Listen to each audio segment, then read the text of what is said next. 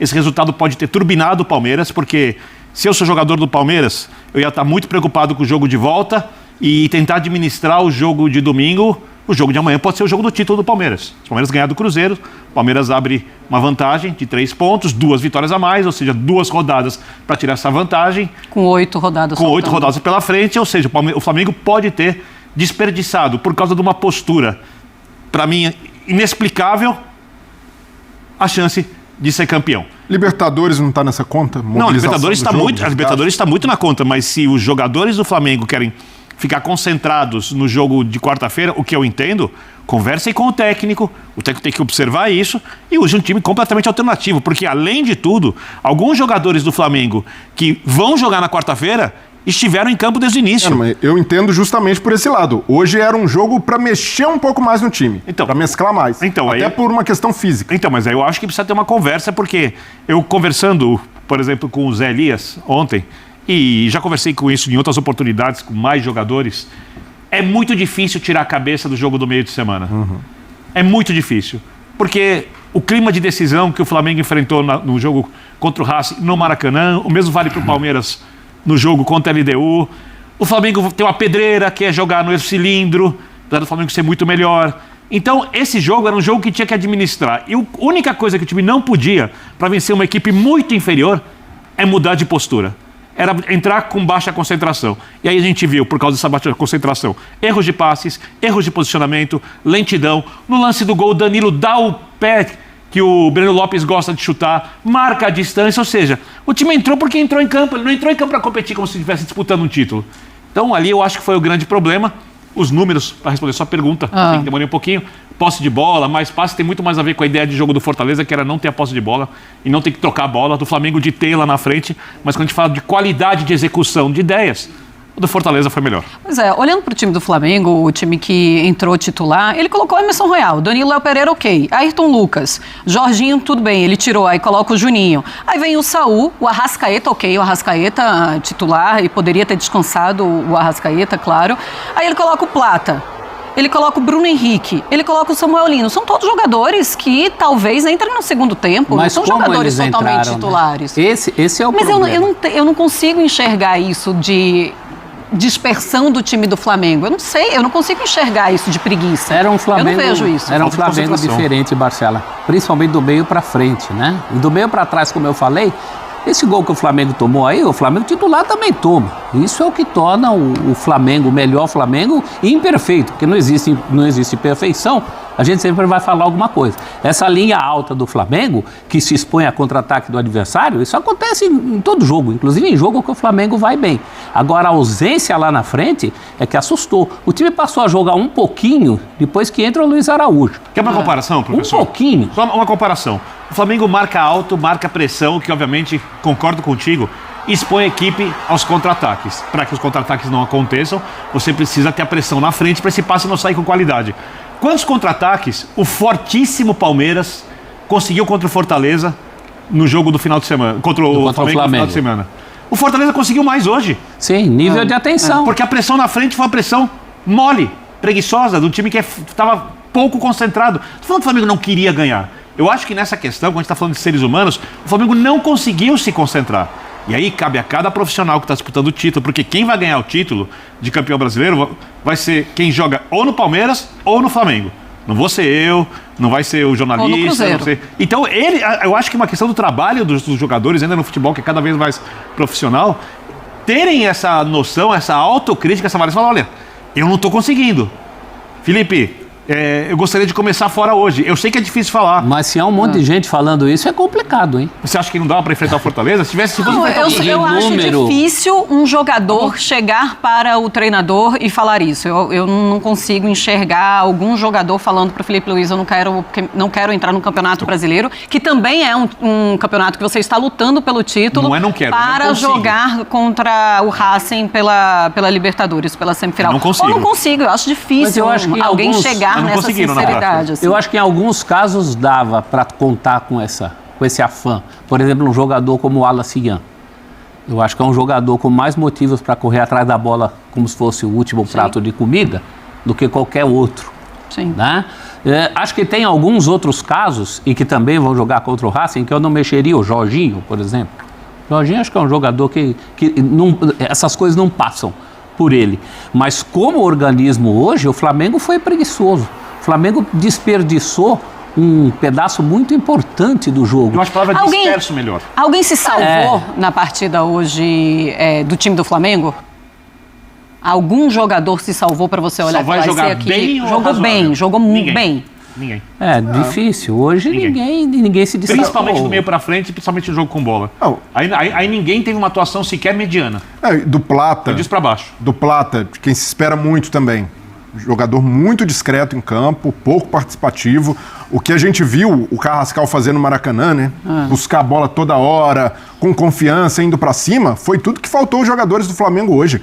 O Samuel Lino, num lance, recebe dentro da área uma bola que dava para dominar, jogar para o pé direito e tentar finalizar. Sim. Ele dá o passo para o meio da área, o Arrascaeta até reclama, né? Porque o Arrascaeta faz o movimento de se desmarcar, o Samuel Lino dá no ponto errado. Isso mostra também o momento de alguns jogadores e como a confiança tem batido. O Samuel Lino é um deles. Tem sentido muito a parte emocional. A gente vê que é um jogador irreconhecível, não é do Atlético de Madrid, mas do Samuel Lino, que começou sua trajetória no Flamengo. Começou bem, partindo para cima dos adversários, tentando 1 contra 1 a todo momento, finalizando mais. Hoje é um jogador tímido. E aí vai do Filipe Luís também encontrar soluções para tirar a motivação. E aí isso às vezes passa, como ele já fez no jogo da Libertadores. Banco, dá oportunidade a quem está melhor, e por isso eu vejo que ele deveria ter usado esse critério hoje com o Bruno Henrique. Hoje era um jogo que pedia energia, como o Birner falou. Perfeito. Você está jogando com um time desesperado em casa, lutando contra o rebaixamento. Você precisa ter gente ali para tirar um ímpeto, para pressionar. E uma outra coisa, desde o início, porque o Fortaleza, em algum momento, se tivesse empatado o jogo, ele ia pra cima. E ir pra cima do Flamengo é perder o jogo. Você acha que eu já vou colocar o Filipe Luís, tá falando. Você acha o quê? Que o Flamengo entrou com aquela coisa de a qualquer momento eu venço essa partida? Eu acho que entrou com a cabeça longe, o jogo do Racing estava ali no campo de algum jeito. Deixa eu pensar no Racing. O Fortaleza está na zona do rebaixamento. Eu vou jogar o jogo e vai acontecer. Mas o jogo tem 90 minutos, né, Vitor? Dá para você dar uma acordada. Inclusive o Filipe Luís também devia ter acordado antes. Eu sei que ele tirou o Bruno Henrique logo com 7, 8 minutos do segundo tempo. Sim. Mas pela atuação do Bruno Henrique não era nem para ter voltado. Eu tô curiosa para saber o que é que o Filipe Luís vai falar em entrevista, então fala, Filipe. Bom, o Bruno, umas semanas atrás, falou para mim que ele se sentia mais confortável jogando em outra posição, mas que estaria à disposição sempre para ajudar no que eu precisasse. Mas, claro, tendo o Pedro disponível, optei por colocar o Bruno na posição que ele pediu, no caso, para que ele se sentia mais confortável. Mas sempre está na frente do interesse pessoal, o interesse da equipe, o que a equipe precisa. E hoje eu, na minha cabeça, entendi que a equipe precisava do Bruno Henrique de 9, e assim foi. Ele se colocou à total disposição. Hoje precisamos disso, precisamos do sacrifício dos jogadores para poder ajudar o Flamengo, ajudar a equipe.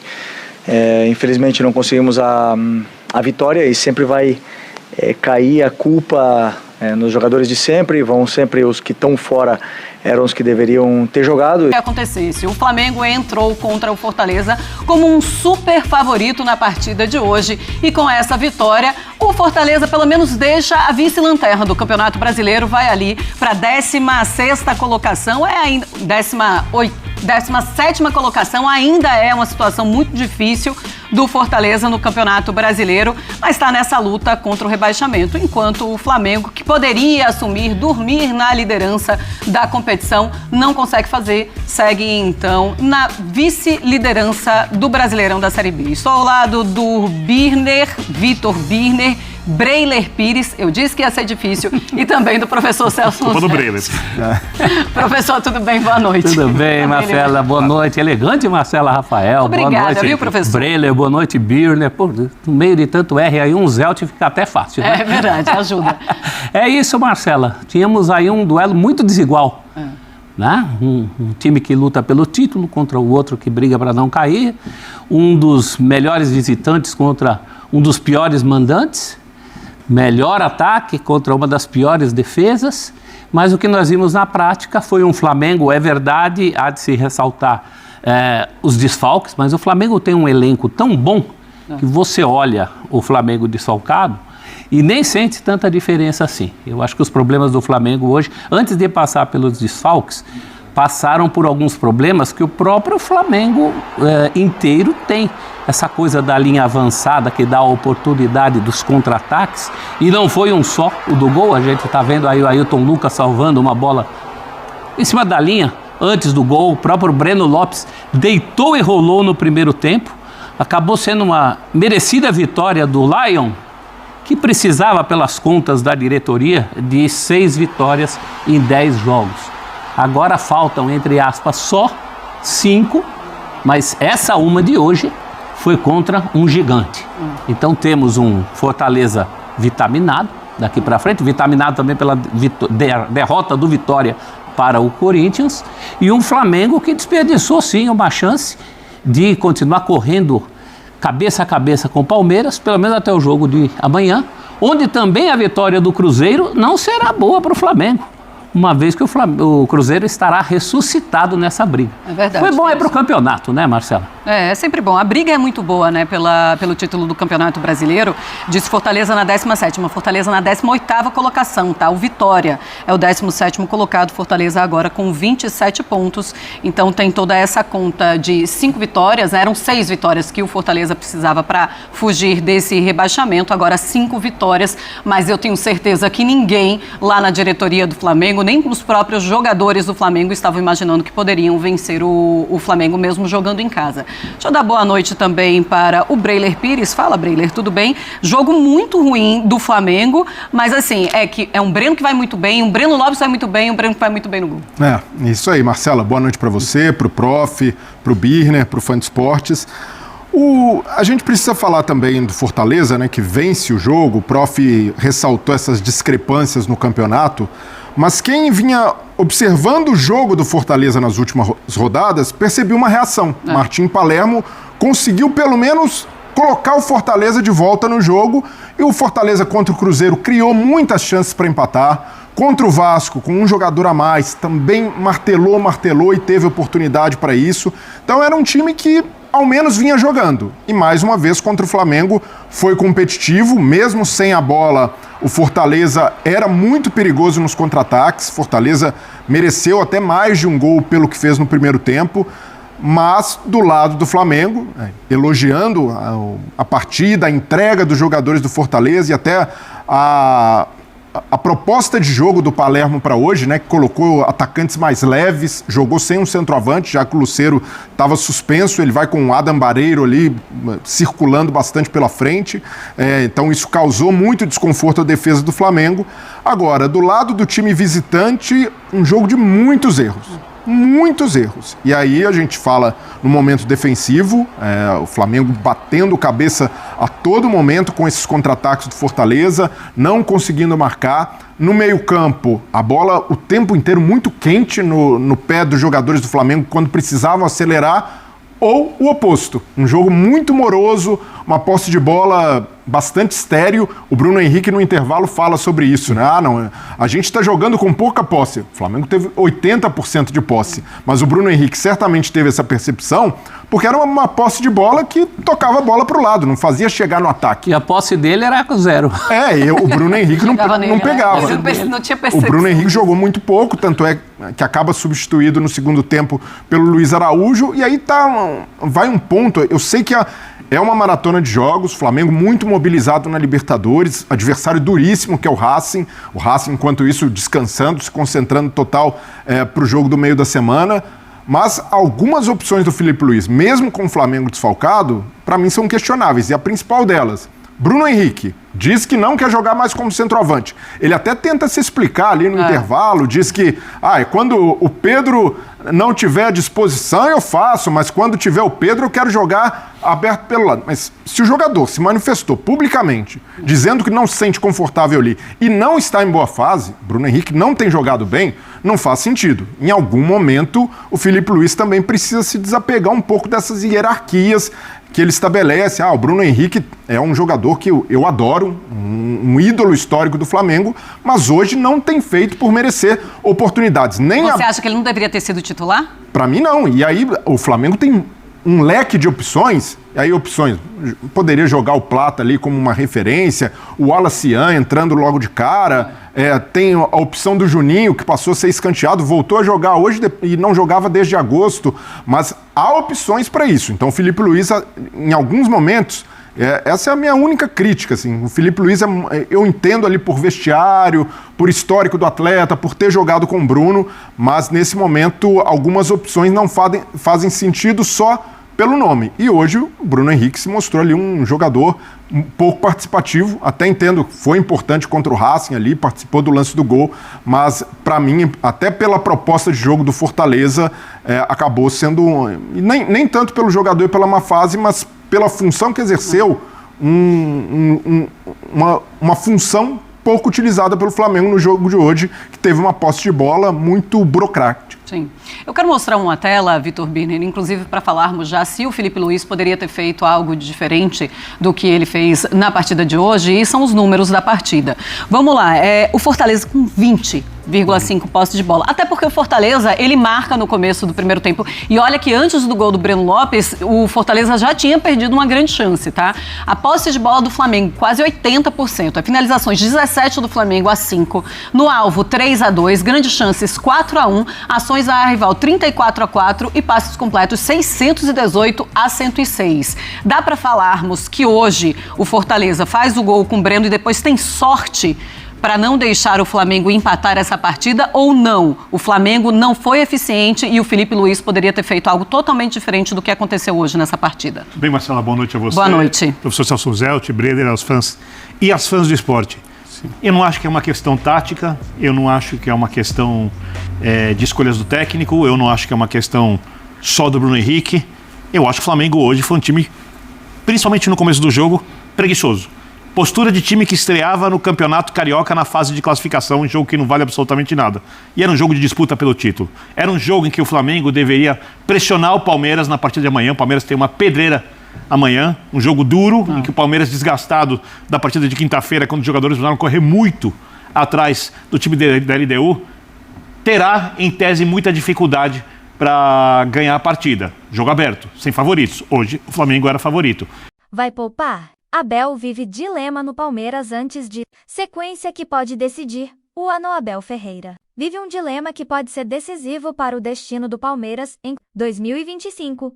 O Verdão chega a um momento crucial da temporada, onde cada escolha pode mudar completamente o rumo do ano e talvez até definir o legado do técnico português no clube. Neste domingo, o Palmeiras enfrenta o Cruzeiro no Allianz Parque, em um confronto direto pelo topo da tabela do Brasileirão. O Verdão lidera a competição, mas tem o Flamengo na cola, empatado em 61 pontos, atrás apenas pelo número de vitórias. A equipe mineira, por sua vez, aparece logo atrás, com 56 pontos e um jogo a mais. O detalhe é que essa partida acontece entre os dois jogos da semifinal da Libertadores, e o cenário, desta vez, é dramático. No duelo de ida, o Palmeiras sofreu uma derrota pesada para a LDU por 3-0 no Equador. Foi a maior desvantagem do clube em mata-matas continentais nos últimos 30 anos. Agora, a missão é praticamente heróica: vencer por 3 gols de diferença no Allianz para levar a disputa aos pênaltis, ou por 4, caso queira a vaga direta na final. Mas antes disso, vem o dilema: poupar ou não poupar? Nas quartas de final, diante do River Plate, Abel tomou uma decisão parecida. Naquela ocasião, optou por usar apenas o Everton como titular na goleada por 4-1 sobre o Fortaleza, antes do jogo de volta na Libertadores. A estratégia deu certo, o Palmeiras venceu na Argentina e avançou, mas agora o contexto é outro. A desvantagem é maior, o desgaste é evidente, e o adversário do Brasileirão é muito mais perigoso.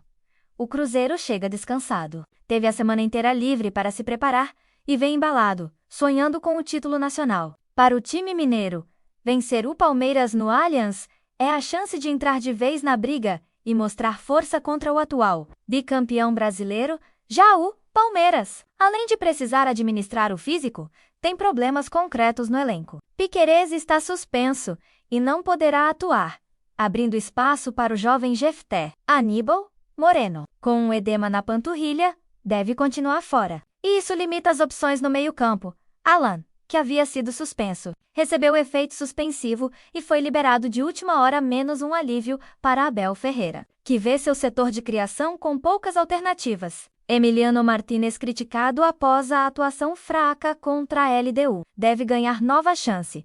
No ataque, Flaco Lopes e Vitor Roque são as principais armas, mas o desgaste preocupa. Eles vêm sendo pouco poupados e devem ser novamente titulares, já que o Palmeiras precisa manter ritmo e entrosamento para a decisão da Libertadores. Nos bastidores, a comissão técnica tem se reunido com o Núcleo de Saúde e Performance para avaliar cada jogador individualmente. A ideia é traçar um plano de minutagem e descanso sem comprometer o rendimento do time nos 2 torneios. Abel sabe que qualquer decisão precipitada pode custar caro, seja na busca pelo tri consecutivo do Brasileirão ou na virada histórica da Libertadores. Outro fator que pesa: o retrospecto no Allianz Parque. O Palmeiras tem sido quase imbatível em casa nos últimos anos, especialmente em motemotas da Libertadores. E é justamente essa força que alimenta a esperança do torcedor. A atmosfera do estádio, o apoio das arquibancadas e a energia que vem das 4 linhas serão fundamentais para tentar o impossível diante da LDU. Enquanto isso, o Flamengo observa de perto. A equipe rubro-negra enfrenta o Fortaleza neste sábado e pode ultrapassar o Palmeiras momentaneamente na tabela, caso vença. O Verdão entra em campo no domingo já pressionado, um ingrediente a mais nesse roteiro cheio de drama e tensão. Abel Ferreira, conhecido por ser estrategista e emocional, tenta equilibrar o coração com a razão. De um lado, o sonho do tricampeonato brasileiro. Do outro, a chance de buscar mais uma final de Libertadores. Poupar pode significar abrir espaço para o rival na liderança, mas jogar com força máxima pode custar caro em termos físicos, especialmente pensando no jogo decisivo de quarta-feira. O técnico deve comandar o último treino neste sábado e realizar ajustes pontuais no domingo de manhã. Pequenas mudanças táticas, possivelmente uma linha defensiva mais sólida e um meio-campo com melhor recomposição são esperadas. Depois disso, serão 3 dias de preparação total até o reencontro com a LDU. Verdão aposta na força do grupo, na experiência em jogos grandes e na fé de sua torcida. O Allianz Parque promete estar lotado, com clima de final. O desafio está lançado. Abel Ferreira terá que tomar decisões difíceis e cada uma delas pode pesar no futuro da temporada. Se escolher bem, pode entrar para a história novamente. Se errar, o Palmeiras corre o risco de ver 2 grandes sonhos escaparem em questão de dias. Tudo será decidido entre domingo e quarta-feira. 2 partidas, 2 objetivos e um mesmo coração palmeirense pulsando forte por glória e redenção.